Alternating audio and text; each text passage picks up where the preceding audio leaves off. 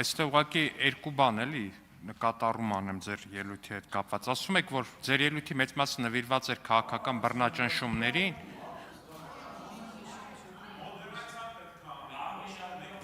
Պարոն Աբրահամյան, ձեզ պատգամավոր Տիգրան Աբրահամյան, ձեզ հայտարարվում է նախազգուշացում։ Դուք չեք կարող ինձ հայտարարել նախազգուշացում, պարոն Դավիթ Ղազենյան, ձեզ եւս հայտարարվում է նախազգուշացում։ Այդպես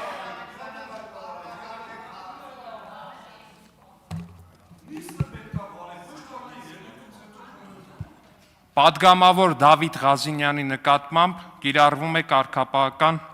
տույժ, մեկ նիստում խոսափողից հանդես գալու իրավունքից զրկում։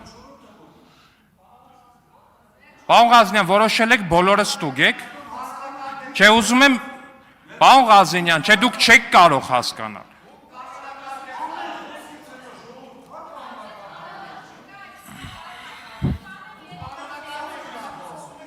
Հարգելի գործընկերներ, սա ձեր խմբակցության նիստը չի, ուրեմն ձեզ պահեք կարգ ու կանոնով։ Պարոն Ղազենյան, մի խոսեք այլևս տեղից։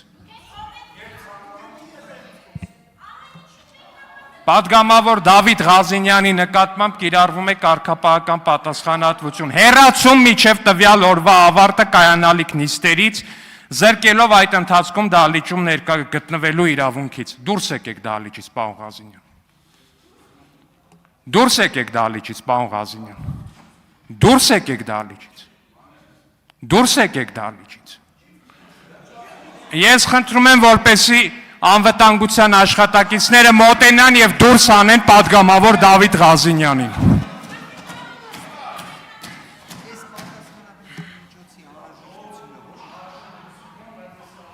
Շատ լավ, իրենք ինքը դուրս է գալիս, ինքը դուրս է գալիս, ինքը դուրս է գալի։ Հարգելի գործընկերներ, ինքը դուրս է գալի, թողեք դուրս գա։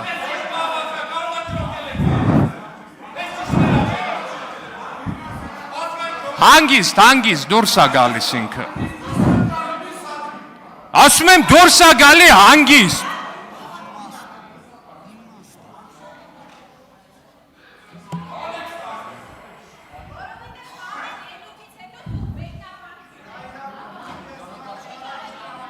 Շնորհակալություն հարգելի գործընկերներ, շնորհակալություն անվտանգության աշխատակիցներին։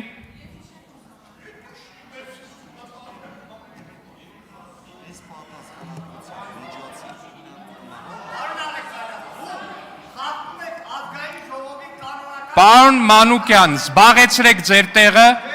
այժմ աշխատանքի եւ բարեկեցության հարցերի մշտական հանձնաժողովի նախագահի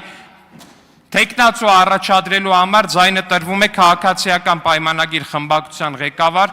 Արուսյակ Մանավազյանին։ Խնդրեմ տիկին Մանավազյան։ Քաղաքացիական պայմանագիր խմբակցությունը առաջարկում է Նազելի Բաղդասարյանի թեկնածությունը։ Շնորհակալություն։